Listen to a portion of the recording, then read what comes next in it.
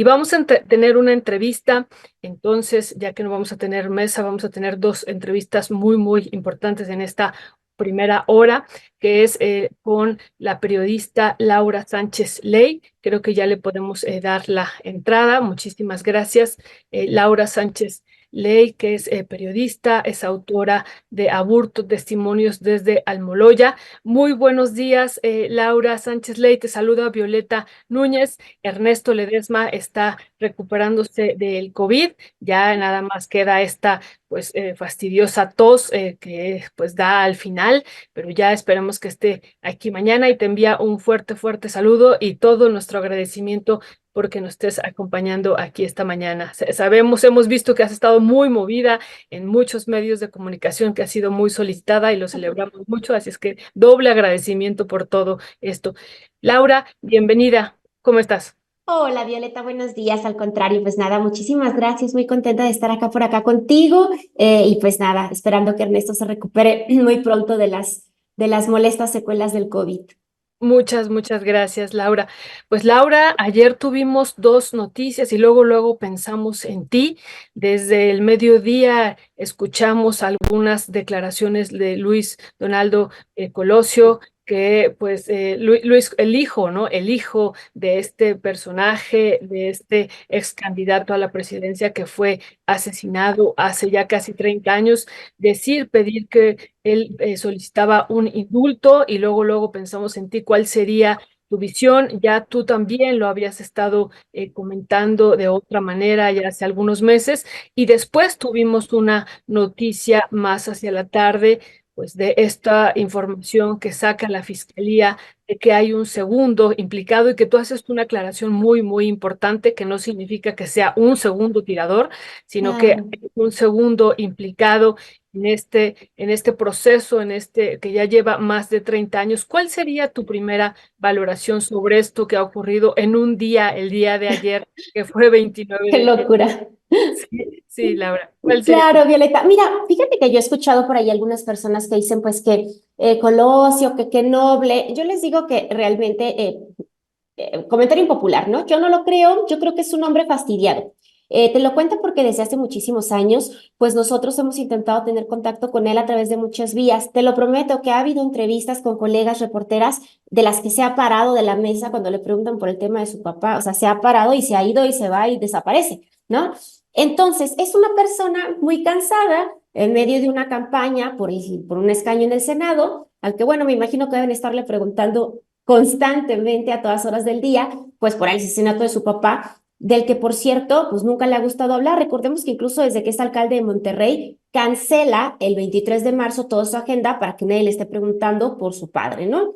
Entonces, pues yo creo que está fastidiado, evidentemente no hay ninguna, ni quiere ninguna petición de indulto para Mario Burto, porque de ser así, pues le hubiera hecho una petición formal por escrito al presidente de la República. Entonces, pues bueno, yo creo que una declaración en un contexto político importante para él y pues donde está harto cansado, ¿no? De esto. Así que bueno, eso es por parte del tema del indulto, que además ni siquiera el tema de Mario Burto Martínez cabe dentro de las categorías del indulto presidencial, es decir, no cumple ni siquiera con los requisitos y pues Donaldo Colosio lo sabe. Él es abogado, ¿no? Sabe perfectamente que no va por acá la cosa, pero bueno, creo que es una declaración importante en medio de su campaña, ¿no? También. Eso por una parte.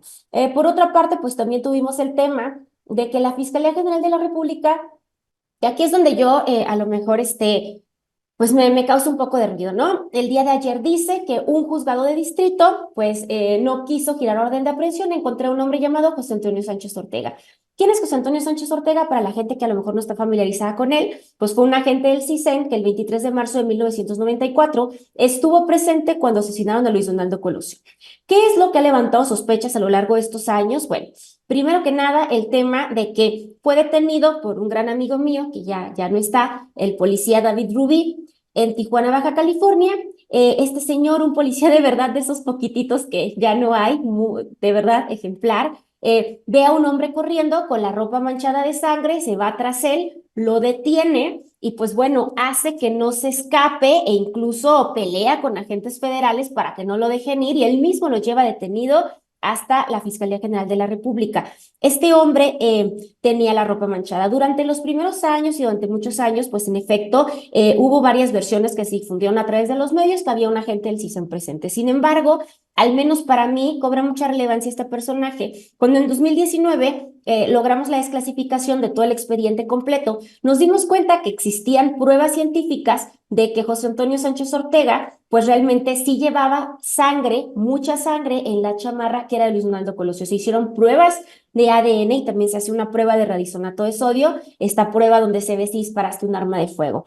También encontramos con documentación, pues que Jorge Sánchez Ortega no tenía aportación de arma de fuego.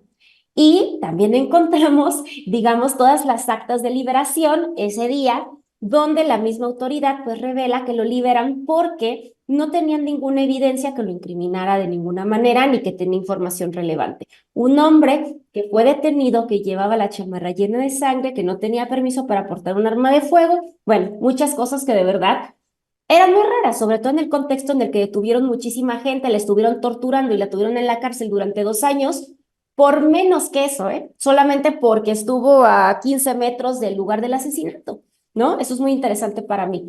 Entonces, Sánchez Ortega, lo que pasa es que desaparece, ¿no?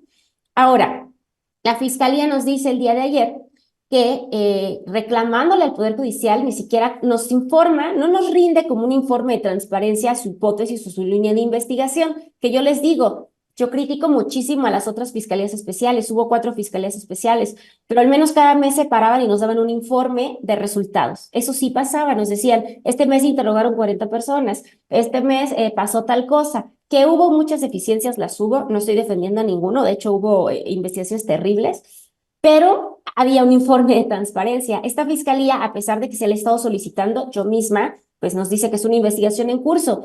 A pesar de que en el año 2019 el INAI nos dice, a través de un recurso de transparencia, que el caso Colosio es de interés público. O sea, se le cataloga y se le denomina de esta manera, es decir, que a pesar de que existe una investigación, tienes que rendir informes sobre lo que estás haciendo. Eh, José Antonio Sánchez Ortega dice, queríamos que lo detuvieran, es básicamente lo que dice el comunicado, sin embargo, un juzgado no aceptó.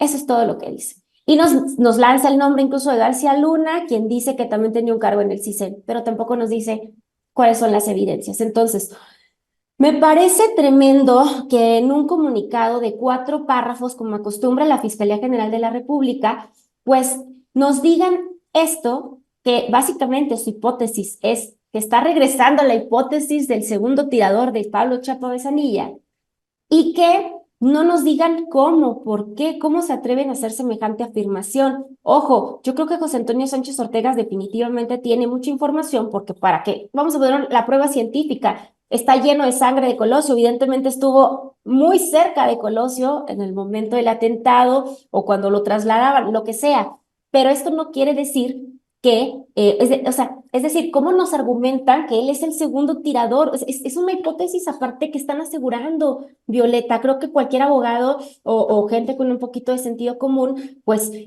quisiera saber por qué están afirmando a través de un comunicado de 4 párrafos, ¿no? Es información a medias, incompleta, que le hace decir a la gente también, ah, sí, mira, maldito Poder Judicial. Claro, pero ¿cuáles fueron las evidencias? ¿Por qué te están regresando eso? ¿Por qué te están negando una orden de aprehensión? Un informe de transparencia es lo que debería existir en estos momentos en los que hay tanta confusión acerca de qué es lo que está haciendo esta Fiscalía de Caso Colosio que arranca el 5 de abril del 2002. Muchísimas gracias. Qué claridad realmente, Laura Sánchez Ley, esto que tú nos dices y que ya lo habías puesto tú también, te hemos estado siguiendo. Tú dijiste, ojo, esto no implica que exista un segundo tirador, solo que a un presunto involucrado se le liberó durante las primeras horas, ¿no? Eso Claro, nos claro, claro. parece fundamental. Y bueno, sobre el otro tema, entonces, bueno, de esto, ¿qué está por venir? Ya que la Fiscalía ha hecho esta denuncia, esta declaración, ¿qué está por venir con este personaje? ¿Tendrá implicaciones? Y bueno, ¿y esto cómo lo tejemos con esta otra pregunta que te quería hacer sobre lo que dice también la Fiscalía de la participación de Genaro García Luna, ¿no? Claro. en particular cuando dice, pues fue quien lo rescató de Tijuana y era subdirector del CISEN. ¿Qué estaría por venir en este caso con este primer personaje que no, que como tú dices, no implica que sea un segundo tirador, ¿no? Y con el caso de García Luna aquí implicado. Mira, el caso de José Antonio Sánchez Ortega, por lo que nos dice la Fiscalía, y solo por lo que nos dice la Fiscalía, pues dice que va a impugnar la decisión por parte del Poder Judicial de la Federación. Ahora, yo he estado comentándolo, hasta el año 2023 yo tenía información por parte de una fuente que José Antonio Sánchez Ortega no vivía en México, vive en otro país, de hecho, no está acá. Entonces, también sería interesante que incluso aunque ganara este recurso y se girara una orden de aprehensión, pues saber cómo va a ser el tema de la localización de Sánchez Ortega para que se presente a declarar, ¿no? Esto por una parte. Por otra, el tema de García Luna, Violeta, yo te tengo que ser súper sincera, no lo entiendo. Y mira que de ninguna manera, pero de verdad, quiero que parezca que estoy defendiendo a García Luna. Durante años hemos estado denunciando todas las atrocidades y las porquerías que cometió este secretario de Seguridad Pública, pero es ahí donde hace falta rendir un informe de transparencia. A ver, es una persona que está a punto de recibir sentencia en Estados Unidos y la fiscalía no nos dice ni siquiera ni nos esclarece cuál fue su participación, qué evidencias hay para poder entender mejor cómo fue que participó García Luna. Es decir, yo no soy Ministerio Público, yo no puedo determinar exactamente qué pasó con García Luna, pero sí nos merecemos una explicación, sobre todo porque es un funcionario que hasta el momento, pues ninguna de las investigaciones en su contra por parte de la Fiscalía General de la República ha terminado de buena manera, ni siquiera se les han caído los casos. Hay al menos 3 procesos abiertos en contra de García Luna y ninguno tiene ni siquiera una sentencia simple. Ya no te voy a decir una sentencia condenatoria irrevocable. No hay sentencias contra ninguno de los involucrados. Mientras que en Estados Unidos, pues está por recibir sentencia este señor, ¿no? Entonces, bueno, nos merecemos que nos esclarezca Gertz Manero por qué de estas acusaciones, sobre todo con un personaje como García Luna. Entonces, creo que lo que se viene es lo siguiente. La Fiscalía Especial para el caso Colosio sigue, no hay indulto presidencial. El presidente lo dijo hoy por un tema de investigación en curso, pero recordemos que tampoco cabe dentro de los criterios de un indulto presidencial. Si revisamos bien los términos, pues el tema de un asesino confeso no nos cabe ahí. Por otra parte, la investigación va a seguir, ¿no? Llevamos, eso sí me entregaron, fue una de las pocas cosas que me entregaron a finales del año pasado un informe que yo les dije, bueno, dame informe estadístico, si no me puedes dar información de ningún otro tipo, ¿no? Hasta, desde el 5 de abril del 2022 hasta la fecha, han interrogado al menos a 99 personas, de los cuales el 50% son policías. Esto ya me llamaba mucho la atención. Ahora sería bueno saber qué tipo de policías no, si son policías relacionados con Genaro García Luna o fueron policías que estuvieron el 23 de marzo de 1994, que ahora con el tema de García Luna creo que se abre el panorama para hacernos también este cuestionamiento, ¿quiénes son estos 54 policías que están siendo interrogados? Que me parecería súper relevante. Yo creo que hay muchas maneras de comunicar sin afectar una investigación en curso, pero sí creo que se están quedando corto, querida Violeta, siendo totalmente críticos con la Fiscalía de Gertz Manero y con la subprocuraduría que está encabezando Abel Galván, que por cierto siempre ha sido un funcionario bastante intransparente, vamos a decirlo, desde que está en la Fiscalía de Baja California y yo tuve oportunidad pues de trabajar en esa época en mi estado, en Tijuana. Pues sí, sí, realmente hemos seguido tu trabajo y ha sido muy, muy importante para este caso. Realmente te felicitamos muchísimo, Laura. Laura, ¿por qué crees que en este momento político, cuál sería tu interpretación, la Fiscalía General de la República está sacando este comunicado? ¿Qué es lo que estaría de fondo según lo que tú has estado analizando durante años? Mira, fíjate que mi lectura creo que es un poco distinta. He leído unas columnas súper descabelladas el día de hoy en algunos periódicos que hablan sobre todo del tema político, ¿no? Yo les trato de hacer una línea de tiempo un poco para aclararles esto, ¿no? Sí, a lo mejor, bueno, yo creo que las declaraciones de Colosio Junior, pues sí, pudieron estar un poco encaminadas como a hacer más ruido, ¿no? Y a mostrarlo de otra manera. Creo que el tema de la investigación hay que entenderla. Esta investigación no es nueva. Esta investigación empieza en el año 2019. No había campaña electoral. De hecho, el primero, me parece que por ahí de la segunda semana de enero del año 2019, cuando en su tiempo, pues desclasifiqué los documentos públicos de esta historia, el presidente López Obrador dijo en una mañanera pues que parecía justamente como parte de estos hallazgos, pues que sí parecía un crimen que se había fraguado desde el Estado, algo que ya se venía diciendo, pero que legitimó de alguna manera el presidente. Desde ese entonces, es uno de los primeros movimientos desde que ganó, ¿no? De hecho, desde que ganó al mes Violeta, él hace declaraciones y de hecho recuerda que desayunó con Colosio. Entonces, no es un tema que me parezca que al menos desde el gobierno federal venga con un tema electoral. Yo sí lo veo así, siendo muy crítica. Me parece que en 2019 este tema explota y no explota gracias a la presidencia, explota gracias a una irregularidad que comete Durazo, el entonces secretario de Seguridad Pública. Hace un traslado irregular a Mario Aburto Martínez desde Huimanguillo, Tabasco, hasta Guanajuato. En uno de sus últimos movimientos antes de ser gobernador, él dice, pues voy a mover a todos los presos de este país como yo quiero. Básicamente fue un poco lo que hizo, los recoloca sin analizar perfiles, sin analizar, y digamos que a un reo de mediana seguridad como era Mario Burto, lo regresa a un penal de máxima seguridad. Entonces, ahí es donde empieza esta reapertura, cuando Mario Burto denuncia que lo tenían incomunicado, secuestrado, pues, miles de cosas, porque no podía hablar con su familia, llevaba un mes incomunicado en medio de este traslado. Entra la CNDH, entra Jesús González Schmal, un conocido abogado, que además se queda como abogado particular de Aburto, y es a partir de ahí que se empiezan a encontrar pues cosas muy turbias, ¿no? Como que la misma CNDH escondió información, imagínate eso, para beneficiar al entonces gobierno priista.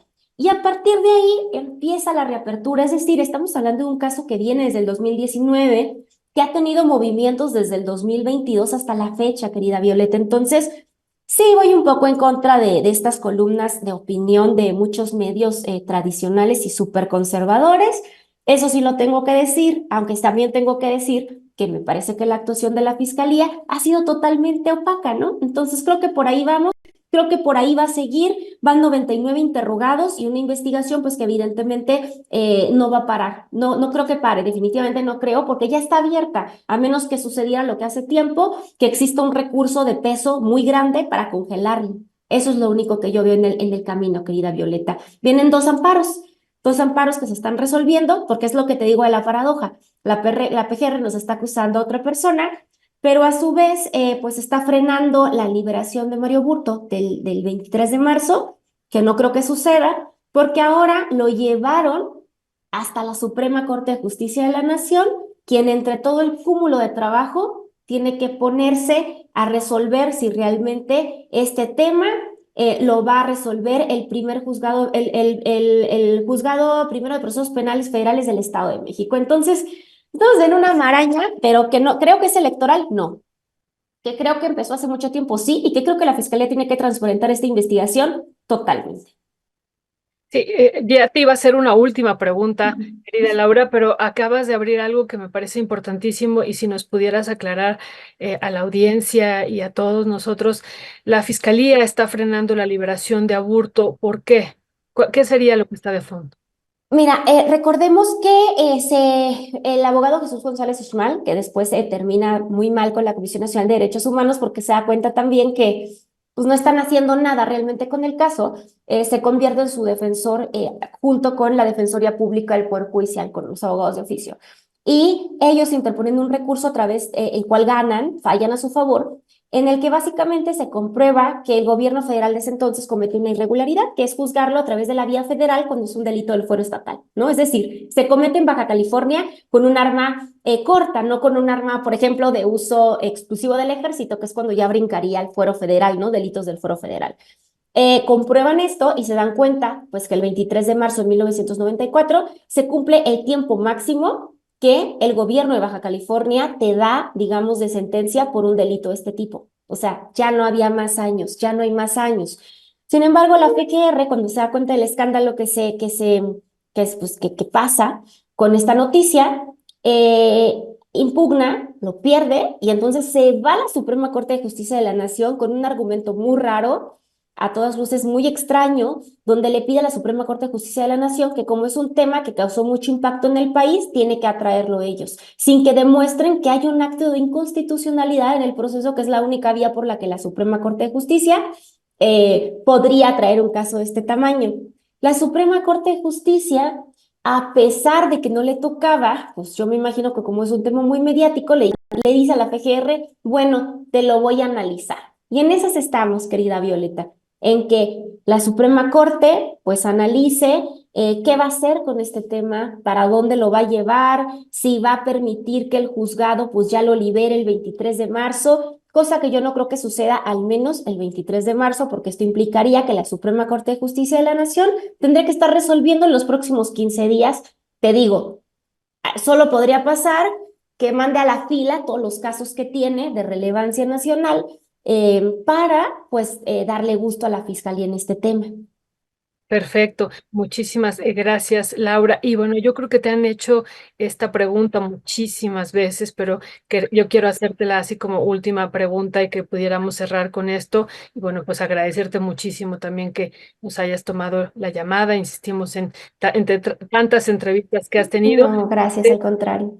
no, gracias. Desde tu perspectiva, Laura, ¿quién estuvo detrás del asesinato de Colosio y para qué matarlo, Laura?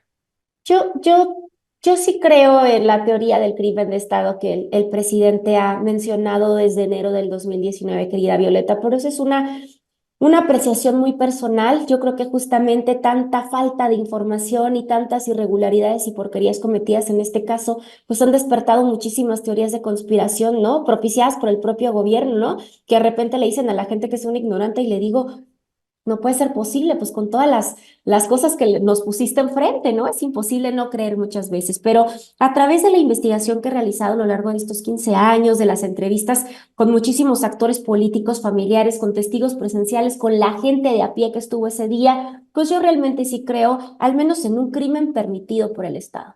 ¿No? Ya sí, yo les digo fraguado, pero si nos vamos incluso a lo menos, pues permitido, ¿no? Un crimen permitido y sobre todo, pues ocultado a lo largo de ahora cinco fiscalías especiales que se han dedicado a omitir información súper relevante. No sé cómo va a manejar esta fiscalía este tema de la transparencia, pero al menos los otras, pues nos dieron nada más los resúmenes y nos crearon una versión histórica. Siempre les digo que esta es la madre de las versiones históricas del tiempo moderno en México, ¿no? Realmente se construyó esta y de ahí seguimos construyendo más, incluso la misma fiscalía, ¿no? De ahí nos viene la historia del asesinato de Ruiz Massieu, de la Paca, bueno, se nos vienen un sinfín de verdades históricas puristas. Entonces, creo en esto. ¿Tú qué crees con lo que has estudiado? Sí, yo también coincido contigo, un crimen permitido por el Estado, un crimen de Estado. Y entonces, Laura, ¿quién tendría que pagar por esto 30 años después? Pues mira, es aquí donde a mí me entran tantas dudas, porque pues yo pensaría que muchísimos funcionarios priistas involucrados en el ocultamiento de información de la época. Yo, si me voy bajito, pues me voy a Manlio Fabio Beltrones, ¿no? Por ejemplo. Sin embargo, a mí me llama muchísimo la atención que a pesar de que todo indicaría que va para allá, pues la fiscalía no lo ha llamado a declarar, según lo dicho por el propio Manlio Fabio Beltrones. Hay que corroborar esa información, ¿no? Pero yo creo que hay muchos priistas, muchos exprocuradores, muchos exfiscales. Hay que analizar el tema del CISEN también, yo creo, muy a fondo. Ojalá nos brindaran más información para saber, porque son estructuras en donde, cuando la gente me dice todo el tiempo, he estado viendo muchísimos comentarios de, bueno, que quieren engañar tontos, que es para ocultar no sé qué, que en temporada electoral, y yo les digo, no podemos estar más equivocados que eso. Yo sí creo en el esclarecimiento de hechos del pasado. Yo creo que es genial que existan comisiones como el mecanismo de esclarecimiento de la Guerra Sucia, por ejemplo, de la Comisión Histórica, que existan y se reabran fiscalías especiales para el esclarecimiento de este tipo de sucesos que marcaron el país y que realmente nunca fueron esclarecidos y que dejan grandes huecos en nuestra historia. Entonces, creo que hay que seguir indagando justamente porque muchos de estos personajes políticos, como Fabio Beltrones, como el entonces Procurador General de la República, Valadez, Diego Valadez, quien sigue ejerciendo, por cierto, todavía, pues son gente que siguen pues decidiendo los caminos de este país desde grupos partidistas como el Partido de Revolución Institucional, ¿no? Pues vemos, por ejemplo, a María Fabio Beltrones, que va a ser senador, va a ser, perdón, sí, Senador. senador plurinominal por el Partido Revolucionario Institucional. Entonces vemos estos nombres tan anacrónicos y tan llenos de dudas y de sospechas que sería increíble de verdad que esta fiscalía sí lograra esclarecer la participación a 30 años de estos personajes que siguen y seguirán en puestos claves de nuestro país. Pues muchísimas gracias, Laura Sánchez Ley, para mí una de las mejores periodistas de esta nación. En verdad, muchísimas gracias. Toda una alegría y un privilegio que nos hayas dado esta entrevista, autora de Aburto, Testimonios desde Almoloya. Laura, te mandamos un fuerte, fuerte abrazo y todo nuestro agradecimiento y admiración por este trabajo que has No, hecho hombre, Violeta. a lo largo de muchos, muchos años, muy, muy serio, y lo Muchas abrazamos gracias. infinitamente. Que tengas, Muchísimas gracias, al contrario, la admiración es mutua y de verdad valoro mucho tus palabras. Un abrazo muy grande. gracias, Laura. Lindo Hasta día. luego. Hasta luego. Pues bueno, acabamos de escuchar esta entrevista, realmente muy, muy importante todo el trabajo, insistimos, que ha hecho Laura Sánchez Ley para este país, para esclarecer este tema, pues que como ya ella lo ha dicho, que es de interés nacional. Y bueno, pues ha hecho unas declaraciones muy, muy importantes desde el día de ayer en su cuenta de X que hemos estado siguiendo. Y bueno, pues esto que nos acaba de decir, pues complementa esta información. Ella señala también esto ya nos faltó, dice, hoy, 30 años después, la Fiscalía General de la República asegura que todas las pruebas apuntan a que el agente del CISEN, José Antonio Sánchez, estuvo implicado en el asesinato de Colosio. Lo contamos y no nos bajaron de locos, eso también lo decía ella ayer. Aquí la prueba del radisonato que desclasificamos positivo a todo, eso también lo podemos encontrar en su cuenta de X y ya la producción, gracias Leo, nos lo está poniendo en pantalla, lo que ella investigó y lo que ella pudo también pues obtener de la apertura de estos documentos. Y bueno, ella también en su cuenta de X ha señalado, yo recuerdo que José Reveles lo denunció hace 30 años, después abrimos los documentos que corroboraron su versión, así que aunque no es nuevo, sí es importante que la Fiscalía General de la República reconozca a este personaje, eso también nos parece muy importante. Y lo último, que eso es fundamental porque hemos estado viendo cómo se está manejando a nivel de prensa, ¿no? Las diferentes interpretaciones. Ella dice, ojo, esto no implica que exista un segundo tirador, solo que a unos presuntos, solo que a un presunto involucrado se le liberó durante las primeras horas. Eso también es muy importante enfatizarlo, pero siempre existió el registro en los archivos de su presencia. Y digo, esto es importante señalarlo porque, como ella dice, se tendrá que esclarecer pues muchos de los elementos que se han dado a conocer ayer en este comunicado que ha hecho también la Fiscalía General de la República, en particular, pues qué pruebas tiene para esto, además de estas pruebas de radisonato, qué pruebas tendría para decir y para incluso argumentar varios pues opinadores y columnistas y analistas y la prensa de que hay un segundo pues hombre que disparó. Y eso también nos parece muy importante y muy, muy serio lo que está planteando Laura Sánchez Ley con su investigación.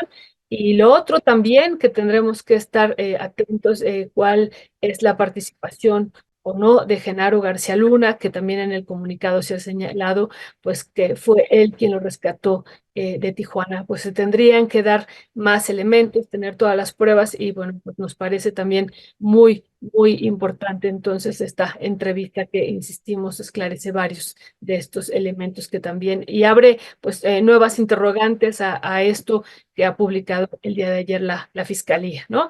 Y lo otro también, pues que se ha estado dilatando o poniendo obstáculos también a la liberación de Mario Aburto y que, bueno, pues ayer ya decía Colosio Jr., pues el indulto y que también Laura Sánchez Ley ha estado insistiendo en su liberación. Y bueno, vemos que ahora está la pelota en la cancha de la Suprema Corte de Justicia de la Nación, que también estaremos atentos.